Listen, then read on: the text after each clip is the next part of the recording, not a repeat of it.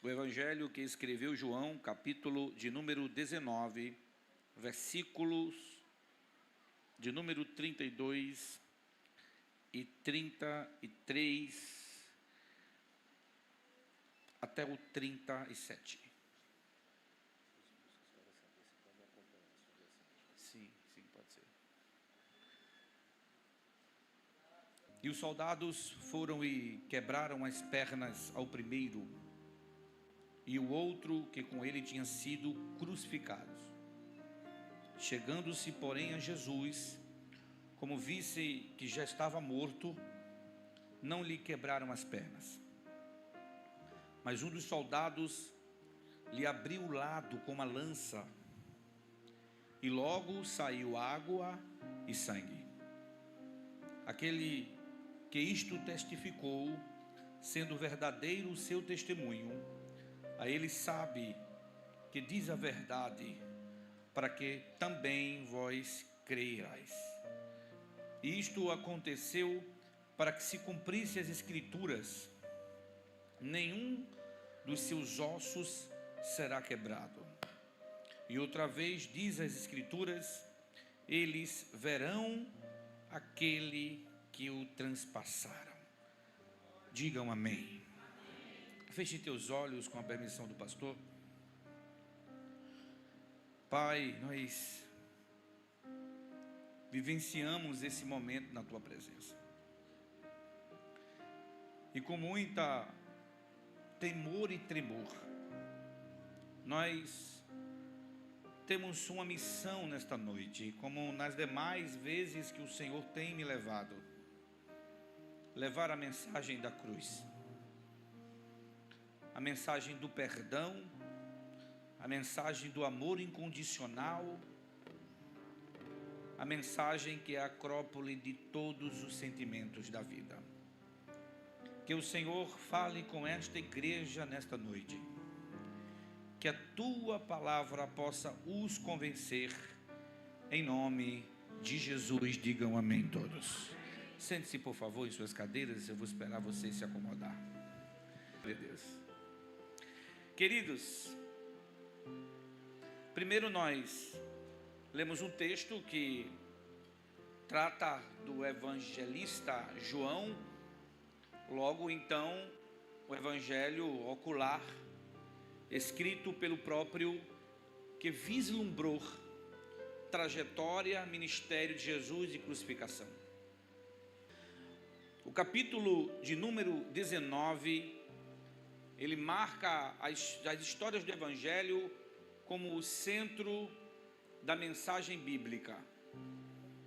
Para que você tenha uma ideia, os evangelhos foram escritos e de forma resumida, os milagres foram resumidos, os ensinamentos de Jesus foram resumidos, mas o momento da paixão e crucificação, ela foi de forma detalhada em minuciosos detalhes. Embora escritos em épocas diferentes, lançados em épocas diferentes. Por exemplo, o evangelho de João, ele veio 60 depois de Cristo. Isso é interessante porque é um evangelho apologético, que luta de encontro a uma seita dos gnósticos da época, que queriam tirar a eficácia do poder da crucificação, mas todos seguiram o mesmo cerne do Espírito. Isso é lindo, pastor, isso é lindo. Trazendo detalhes de sua paixão, crucificação e ressurreição. Dentro desse texto da crucificação, nós percebemos que o texto faz questão de dizer que a testemunha que fala é fiel, e fato é, porque diferente dos outros evangelhos, o evangelho de Mateus, de Marcos e de Lucas, o evangelho de João não foi escrito por nenhum amanuense. Quem escreve o evangelho de João é João, e ele escreve o que ele mesmo vê. Como cidadão judaico, ele teve a oportunidade de acompanhar Jesus até a crucificação, e não é à toa pela qual, quando Jesus aparece ressurreto na praia da Galileia, o texto diz: no capítulo 21 de João, que o discípulo diz ao discípulo que amava Jesus. Então, João tinha esse título, porque quem ama, não ama só de palavras, ama de presença, diga amém. Então, João, ele se torna essa testemunha fiel, que está prescrito no texto, a partir do versículo de número 33. Agora pense comigo, o testemunho verdadeiro de um evangelista, que vê o seu mentor se entregando de forma renovadora, escreve com toda emoção que o coração um dia podia sentir, o seu escrito é hoje, nessa noite, exposto, explicado para cada um de nós. E com tanta veemência, ele encerra esse ciclo dizendo que eles verão aqueles a quem o transpassaram.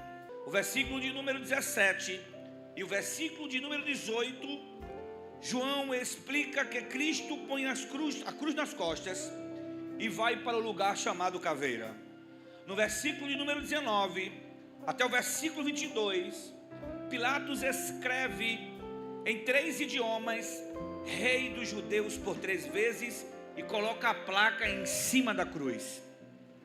No versículo 23 ao versículo 24, João conta que viu 4 soldados. E o interessante que não é só João que conta isso.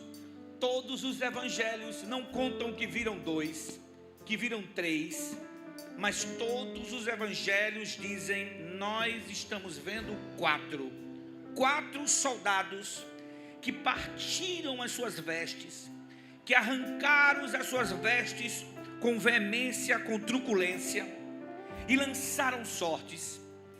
No versículo de número 25 até o versículo 27, João também fala sobre o protagonismo daqueles que ladeavam a cruz de Cristo. Ele está falando de 2 ladrões, um à direita e o outro à esquerda. Os 2 estavam no mesmo lugar, os 2 escutaram a mesma mensagem, os 2 tiveram a mesma oportunidade, porém um foi para o abismo eterno e o outro foi para o céu. Isso é muito sério. Por favor, toca no seu irmão que está ao seu lado, diga a ele: cuidado, porque às vezes nós escutamos a mesma mensagem, mas não temos a mesma atitude pós-mensagem. Irmãos, olhe só como isso é interessante. Quando João narra, ele narra do versículo de número 25 a 27 e o versículo de número 28 a 30. Jesus firma o seu propósito, e ele firma o seu propósito empregando o seu espírito e gritando tetelestai, que diz assim: está pago, eu paguei, está confirmado, eu resgatei, ela é minha, ele é meu, mas ele tem erro, mas ele é meu, mas ele fala da vida dos outros, mas ele é meu, mas ele erra, mas ele é meu, mas o pastor já disciplinou ele 3 vezes, mas eu não abro mão dele, porque não foi Mariquinha que comprou ele. Quem comprou ele foi eu, e se eu comprei, ele é meu, e eu não abro a mão dele. Levanta a tua mão para glorificar.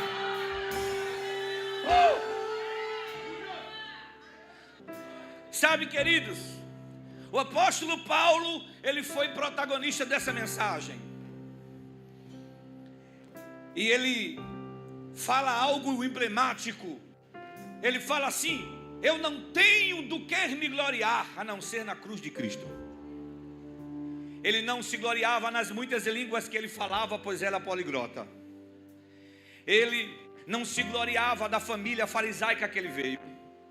Ele não se gloriava nas suas questões intelectuais. Ele não se gloriava pelo trâmite que ele tinha com o poder jurídico e com o poder religioso, mas ele dizia que ele se gloriava na cruz de Cristo. A cruz que para os gregos era uma loucura e para os judeus era um escândalo. Para os gregos era loucura, porque quem é muito filósofo não consegue entender a raiz dos pensamentos divinos. Às vezes a minha geração está errando muito. Estão falando mais de Sócrates, de Aristóteles, de Platão, dos platonistas, e estão esquecendo daquele que falou o que ninguém falou, daquele que amou como ninguém amou. Jesus falou coisas que Sócrates não falou. Jesus falou coisas que ninguém nunca falou. Todo mundo falava ame quem te ama, mas eles amem quem te odeia. Você não tem noção disso. Jesus fala coisas que ninguém nunca falou. Ele disse, amar quem ama é fácil demais. Eu quero que você dê a outra face. Jesus preenche todas as perspectivas humanas da filosofia. Que a arte de pensar de Jesus, ela vem expressamente do seu coração, que é o coração de Deus. Você nasceu no coração de Deus. Queridos, quando eu percebo esses textos sobre o escândalo para os judeus e sobre a loucura para os gregos, eu entendo que no pensamento judaico não dava para entender de que alguém que morria salvava alguém. E principalmente para nós que somos ocidentais, brasileiros, a gente é acostumado a assistir o Homem-Aranha, não é isso não? E o Homem-Aranha 1, 2, 3, né? O Homem-Aranha salva quem? Tem uma moça lá, né? A Mary Jane, é Mary Jane? E no final, ele salva a Mary Jane, pega na mão, faz aquele, né? A gente gosta daquele momento. E ele se sai bem.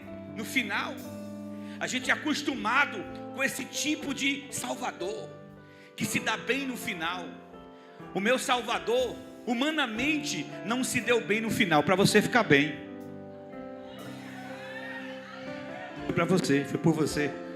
Que a cruz tem significados negativos. Quando a gente fala de cruz,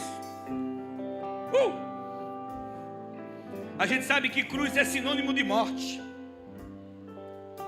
A gente fala de cruz, a gente entende que cruz é sinônimo de execução.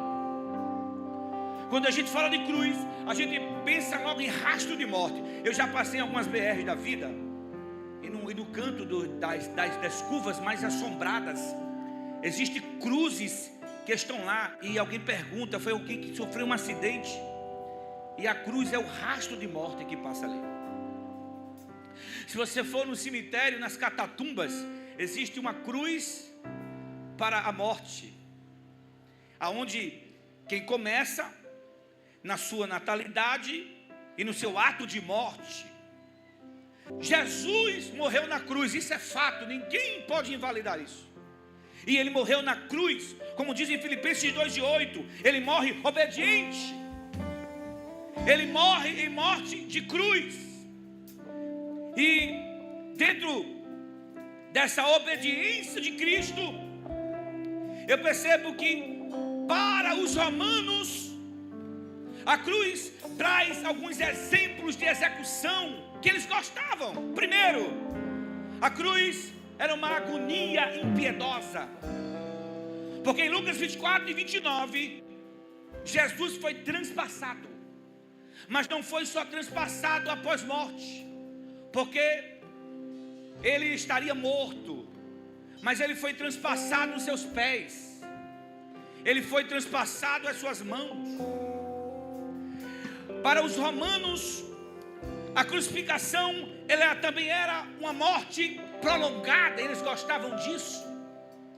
O próprio Jesus, que ainda permaneceu pouco tempo na cruz, porque outros crucificados permaneciam tempos o bastante para os abutres brigarem pela sua carne no patíbulo, enquanto Jesus entrou na cruz às exatas 9 horas da manhã, e de lá ele deu o brado às 3 horas da tarde. A cruz era um objeto de morte prolongada.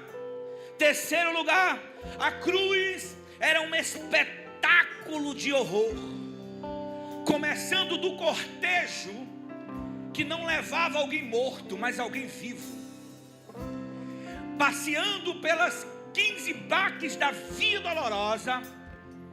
Jesus, ele vai até o Gólgota para ser entregue, para ser transfixado.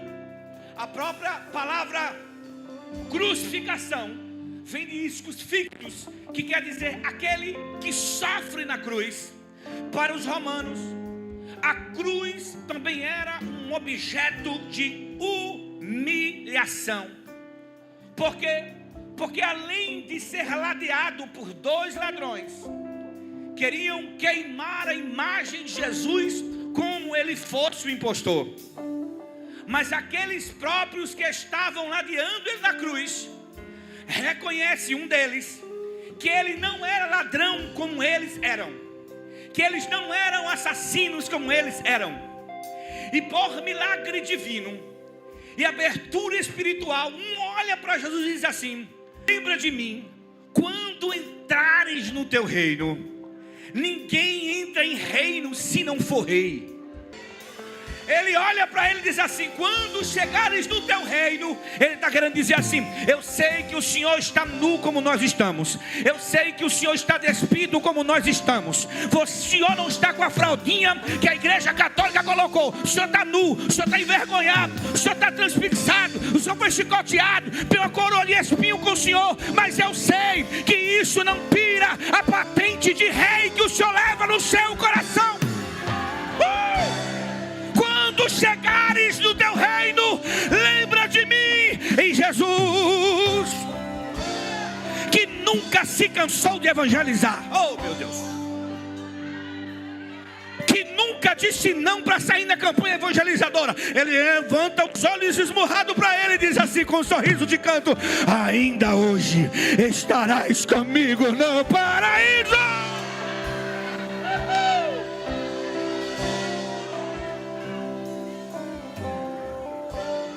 Tenho que me conter, porque é forte demais. Diga: Jesus morreu, não foi por todos nós, foi por cada um de nós.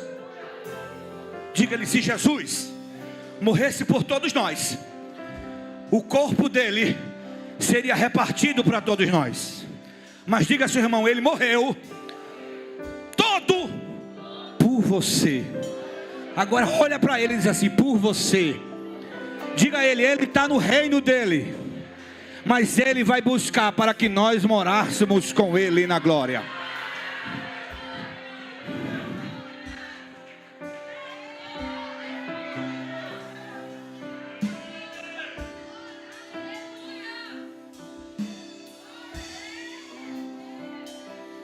Deuteronômio diz que o crucificado é maldito de Deus. A cruz é um instrumento de justiça.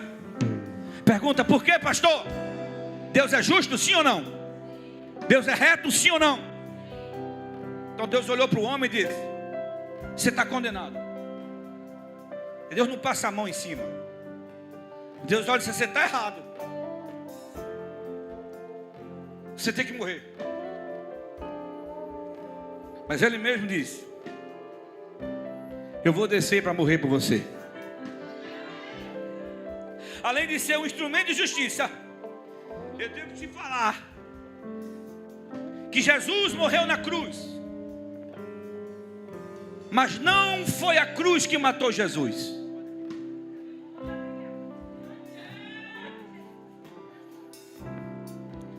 A cruz não teve o poder de matar Jesus. Ele disse: eu mesmo dou a minha vida, ninguém a tira de mim. Sabe o que ele quis dizer? Até morrer eu morro na classe, até para morrer eu morro no meio. Quando eu opero no meio da tempestade, é uma mulher que me toca no meio da multidão, É alguém que eu paro a multidão, mando abrir e digo: vem um cego no meio da multidão. É ele chegando no meio da rua, olhar para cima e dizer: desce Zaqueu, porque hoje eu vou para dentro da tua casa. Ele é tremendo. Ele disse: ninguém tira de mim, eu mesmo dou. Você está aqui hoje porque Jesus se doou para você. Você está aqui hoje porque Jesus se doou por você. Sabe por que a mensagem da cruz me constrange? Porque eu sou o principal dos pecadores, usando terno e gravata, pastoreando igreja, mas eu sinto endividado com a cruz de Cristo todos os dias da minha existência.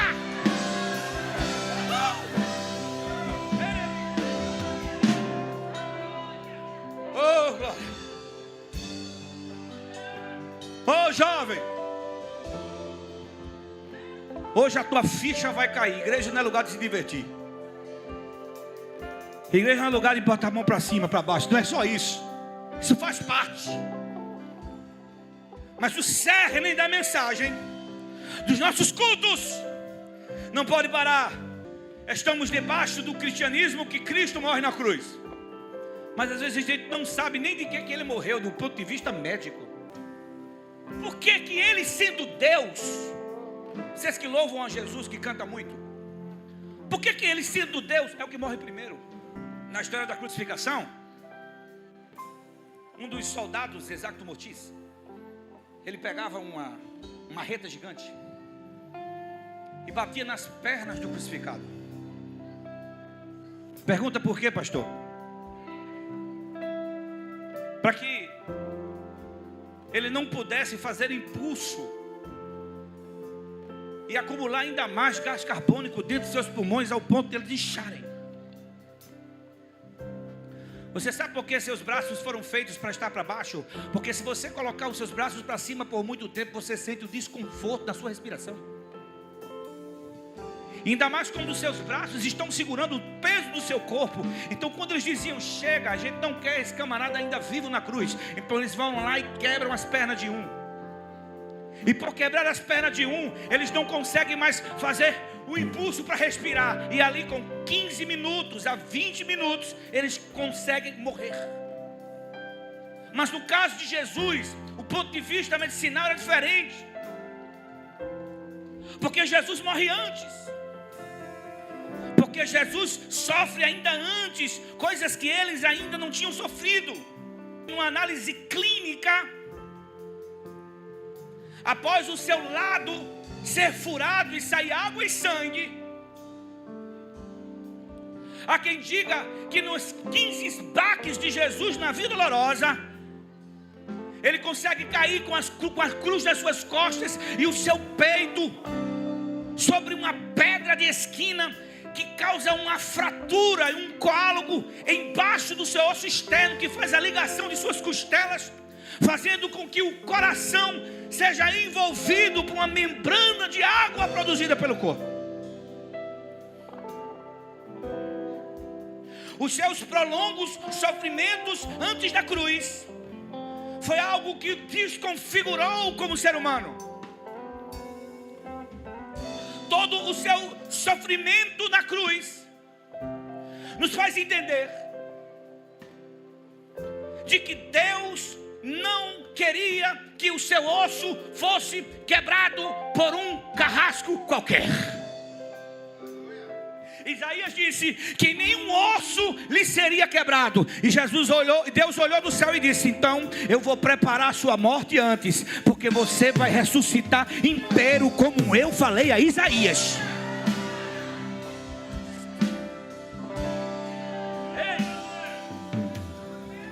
A cruz não foi o bastante.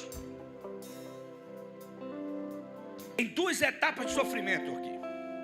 Diga comigo, a primeira começa no Getsemane. Diga, a segunda é no Gólgota. Eu me perguntei a Deus por um tempo aí: por que Getsemane quando já tinha cruz? Teve uma noite que eu chorei, que só disse: meu Deus, por que ele tinha que sofrer no Getsemane? se a cruz já era excruciante por demais para ele. Aí sabe o que foi que Jesus me disse? Que há dois tipos de sofrimentos que a gente sofre. É o sofrimento do secreto e o sofrimento do público. Porque tem sofrimento que ninguém vai saber, só você vai saber. Nem você vai saber explicar.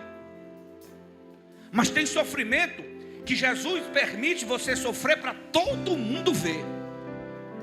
Às vezes alguém te vê e diz assim: essa irmã não tem problema nenhum, mas só Deus sabe qual é o teu Getsemane no teu secreto.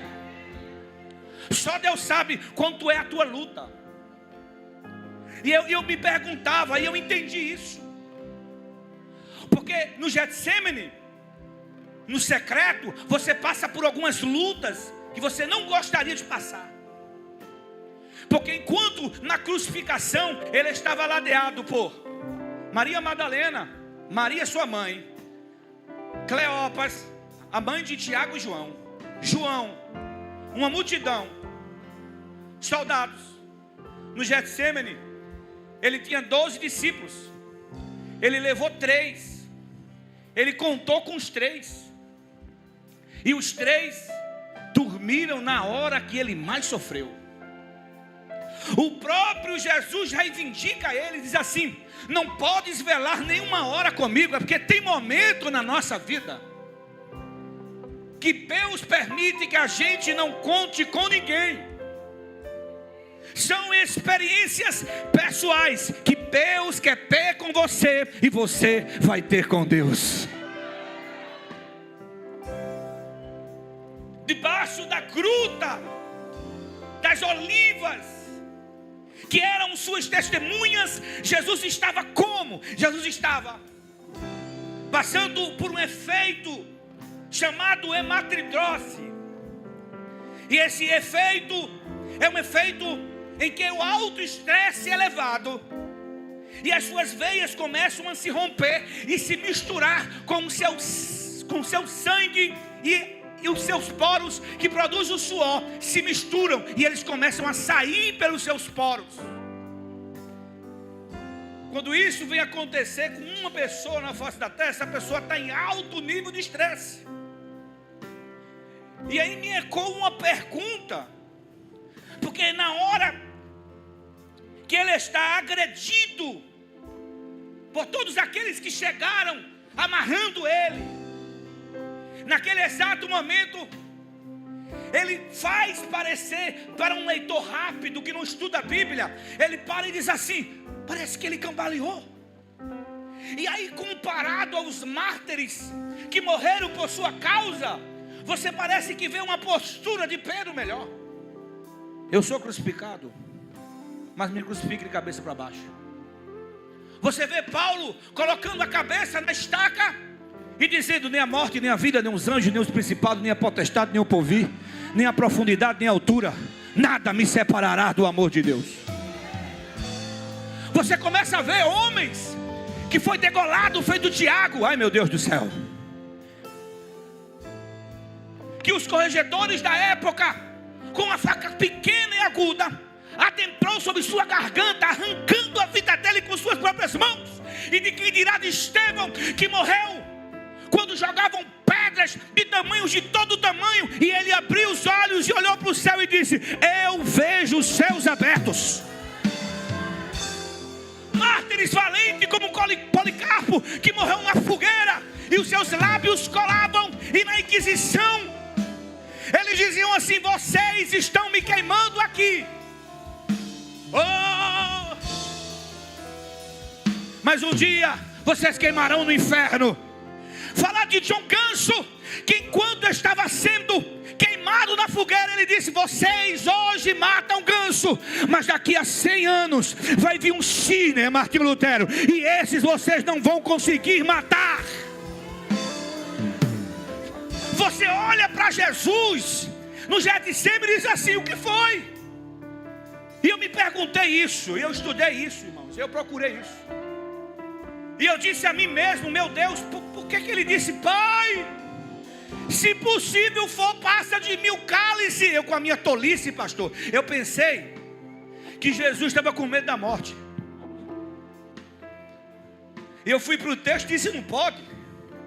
Ele disse: ninguém tira a minha vida, eu mesmo dou. Como é que alguém se dá para morrer e depois parece ter medo da morte?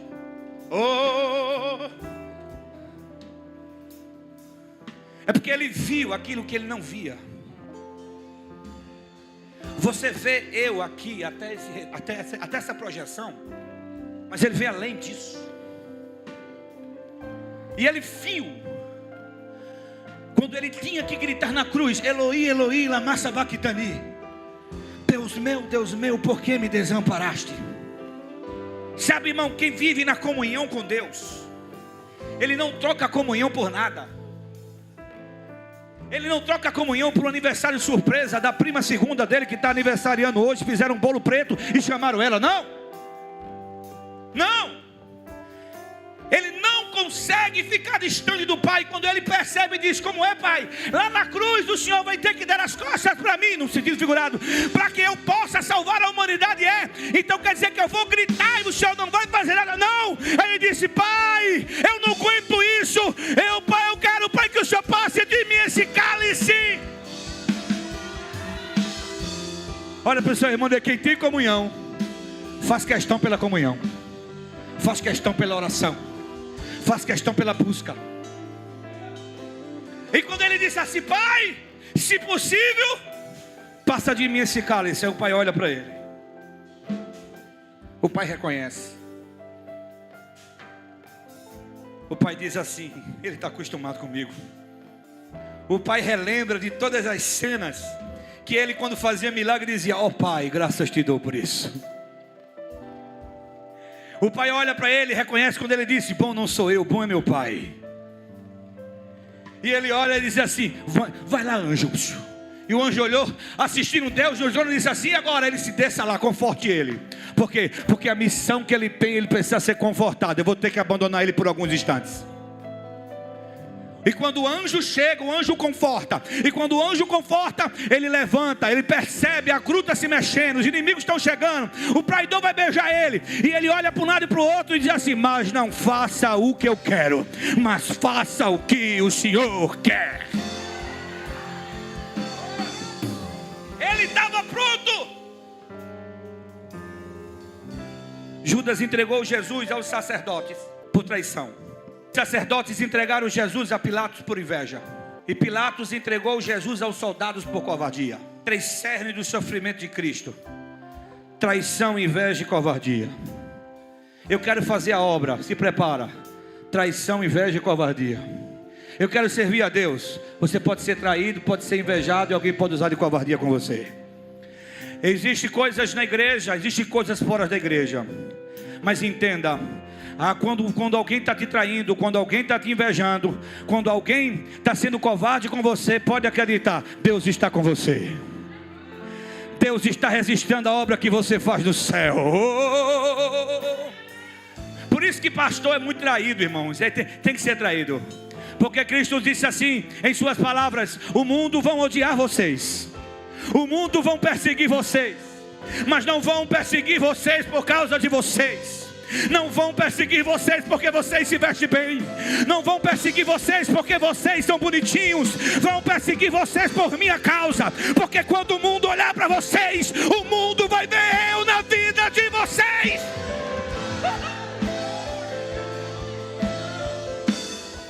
Ei! Judas o beija. E quando Judas beija Jesus, Jesus olha para Judas e diz assim: com um beijo que você me trai?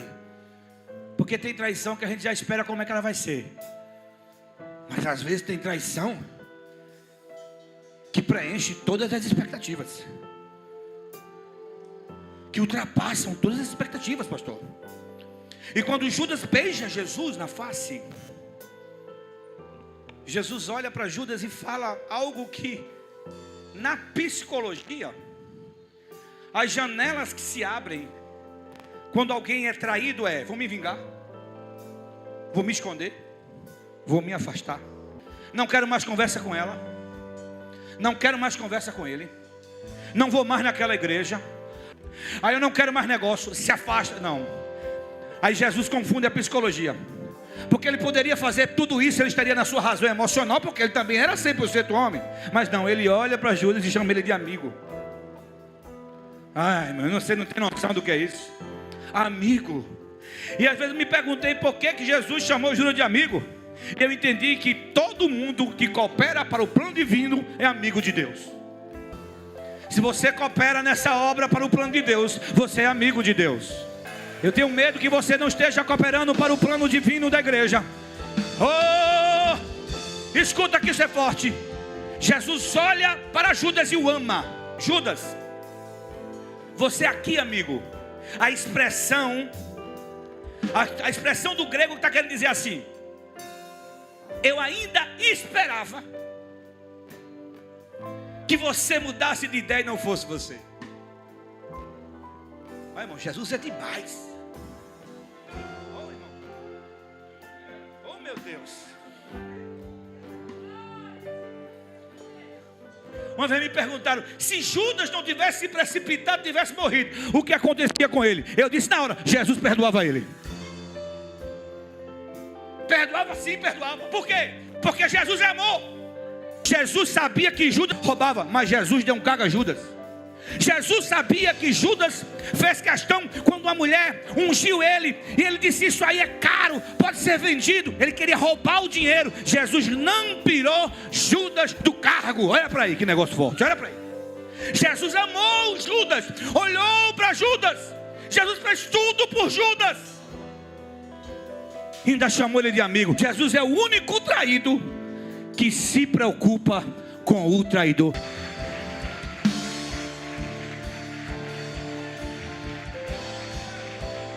Aplauda mais forte que é para ele. Ele vive, reina. Ele estava pronto para morrer, mas ele sabia que iria ressuscitar.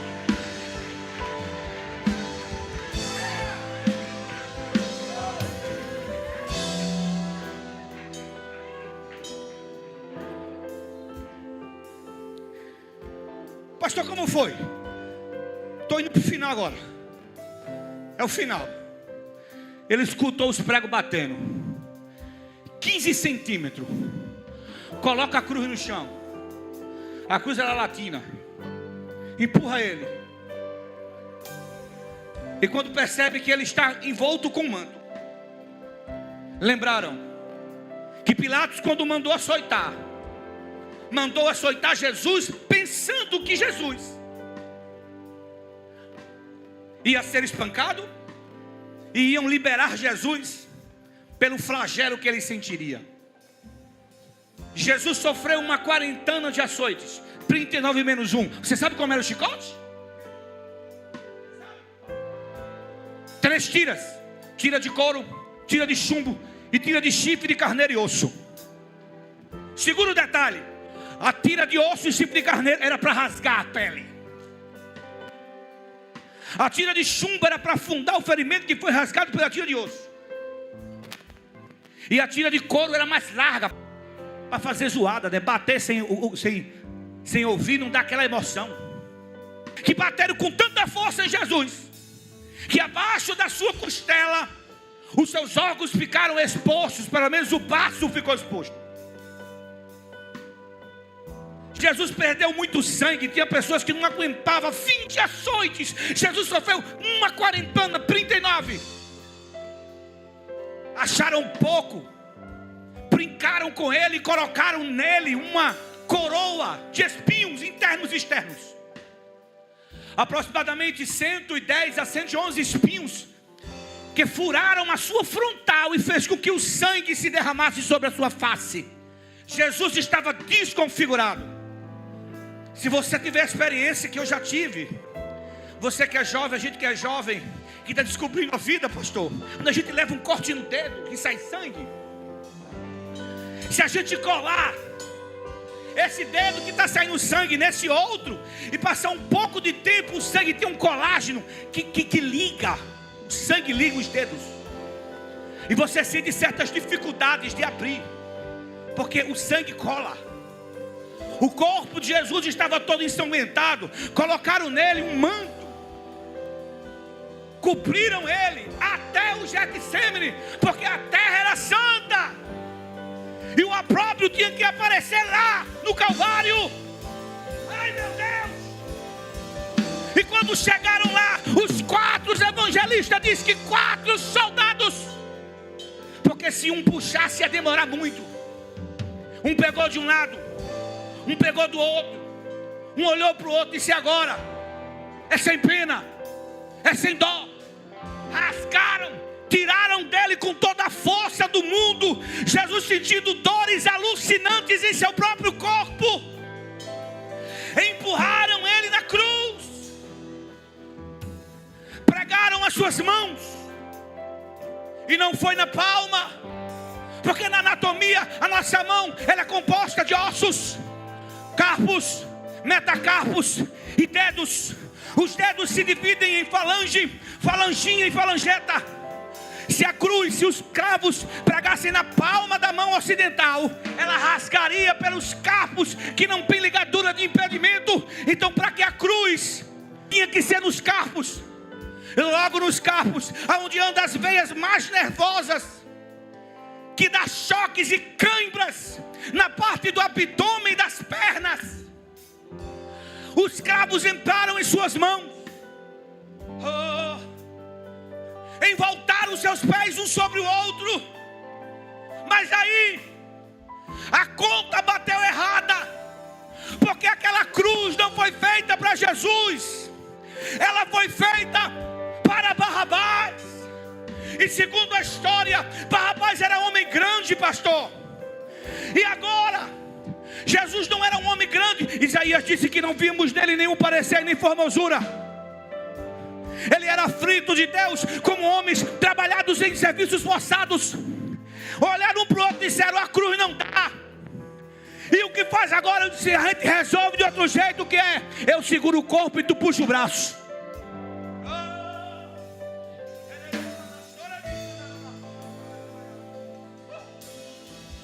Os seus ossos começaram a se deslocar. Não quebraram, mas se deslocou para chegar ao cume da cruz. Ao crucificar ele não podia ficar com a cabeça erguida, porque os espinhos ainda furavam mais a sua parte de trás de sua cabeça.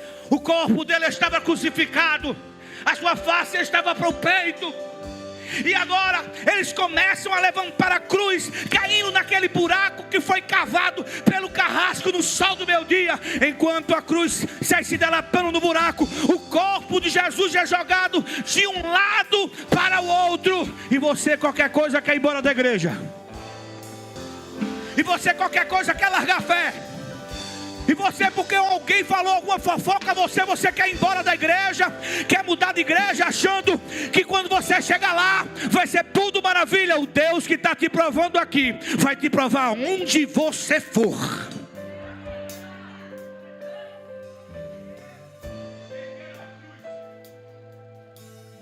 E lá estava o meu Jesus.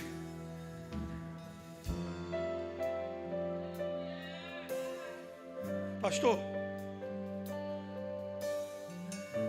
e quem estava lá? A sua mãe, Maria Madalena.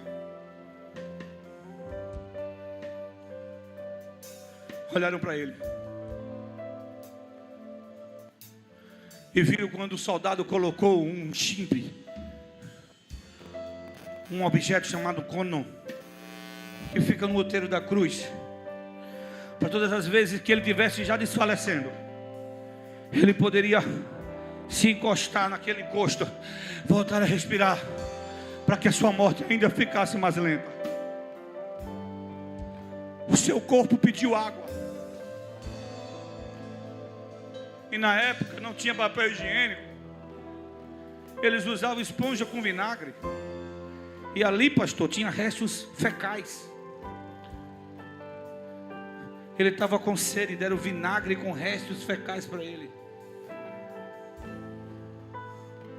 Oh, olhe para o seu irmão e diga: foi por você.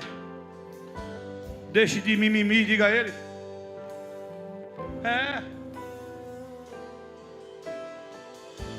Todos viram a sua vergonha, mas ele dizia: Pai, a ti te entrego o meu espírito.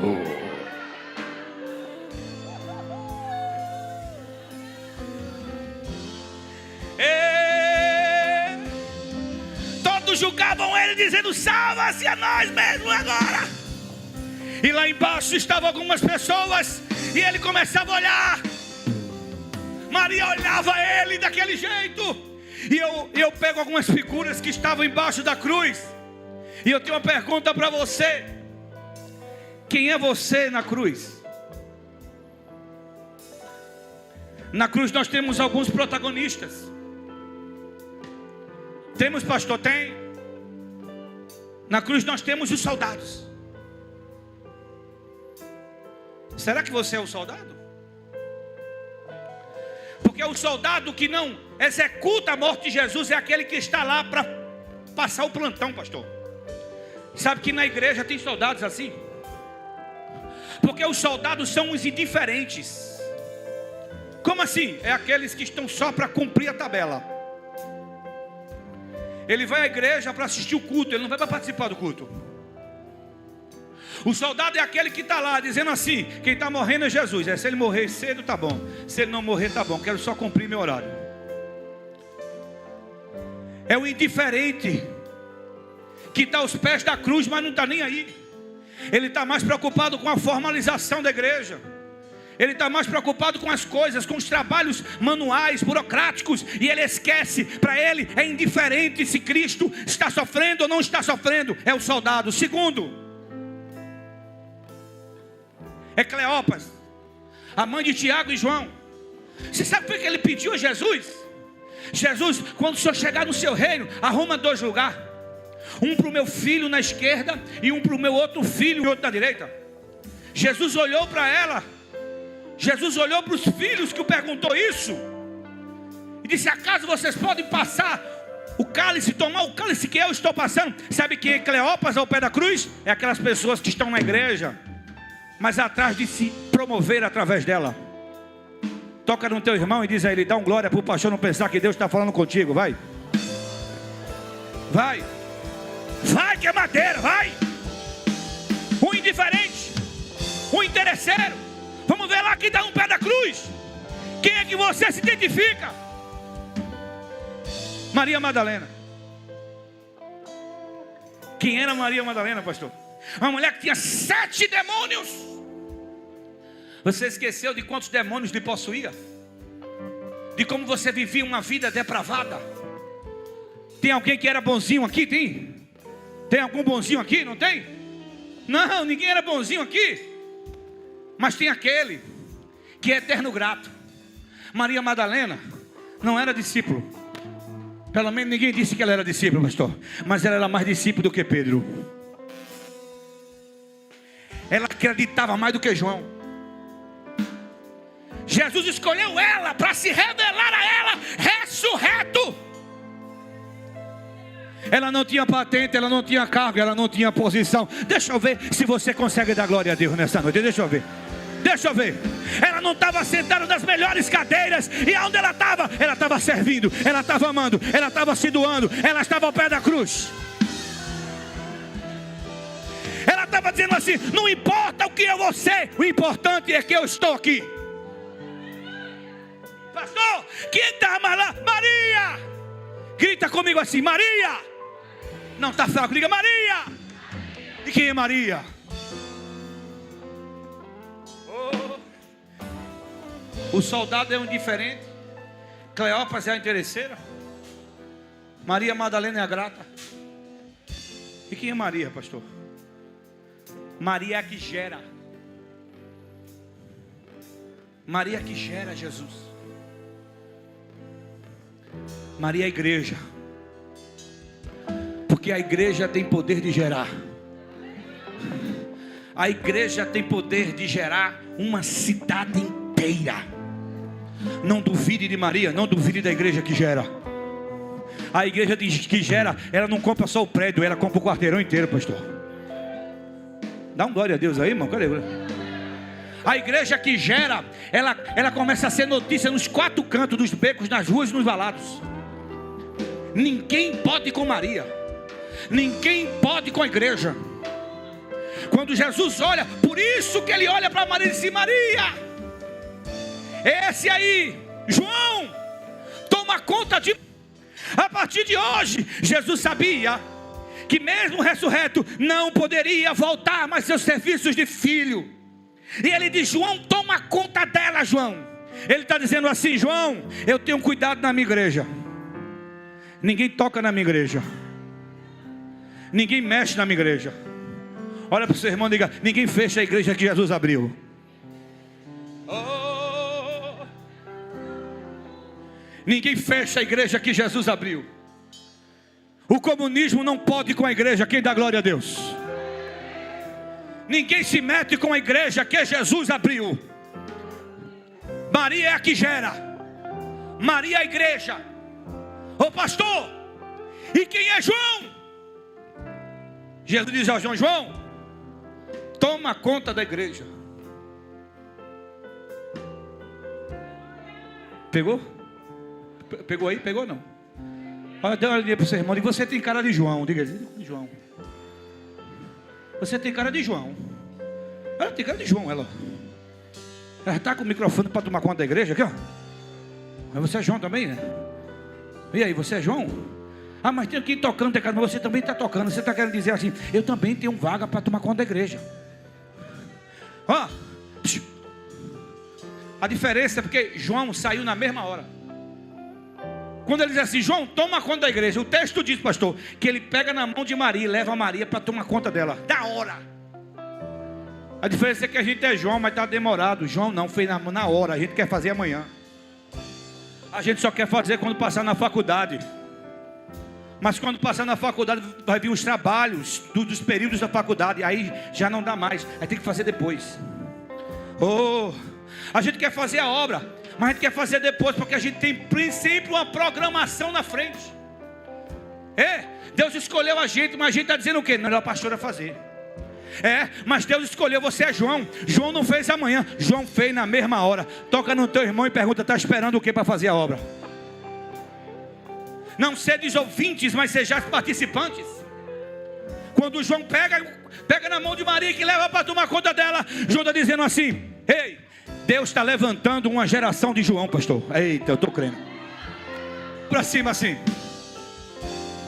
Se tem João aqui que ainda não entendeu a mensagem, se tem João aqui que está aos pés da cruz e ainda tem outra programação para poder tomar conta de Maria, sabe o que é que Jesus está dizendo a você hoje? Não é amanhã, meu filho, é hoje. Toma conta da minha obra, que eu vou realizar teus sonhos. Toma conta da minha obra, que eu vou salvar a tua família. Toma conta da minha obra, que eu vou entrar na tua casa. Toma conta da minha obra, que eu vou te levantar do meio da tua faculdade. Toma conta da minha obra, que você vai passar nos concursos públicos. Eu vim aqui dizer a você: toma conta da minha obra, que eu vou te honrar na terra. Jesus, desculpa, o Senhor sofreu tanto. Se entregando ao Pai mais uma vez. Logo vieram pessoas para o levar para a maior das provações. Você lembra quando você se afastou da igreja? Ele tanto amou, tudo suportou. Você podia fazer mais. Ele carregou a nossa cruz. Vê os cravos nas mãos, seu corpo a sofrer naqueles momentos de dor. Bem-aventurados que sofrem. O mestre a chorar. Bem-aventurados que têm sede e fome de pão, porque lá serão fartos. Não se turbe o vosso coração. Credes em Deus, crede também em mim. Na casa do meu pai há muitas moradas. Se não fosse fosse assim, não vos teria dito: eu vou, mas vou preparar lugar, porque onde eu estiver, eu quero que vocês também estejam comigo. Pede ao Pai que lhe dê o seu perdão. Ele tanto amou, Tudo suportou, Ele carregou a nossa cruz. Ouve os cravos nas mãos, seu corpo a sofrer. Você pode abraçar essa pessoa que está do seu lado e dizer a ela: a partir de hoje eu vou tomar conta da igreja de Jesus. O mestre a chorar.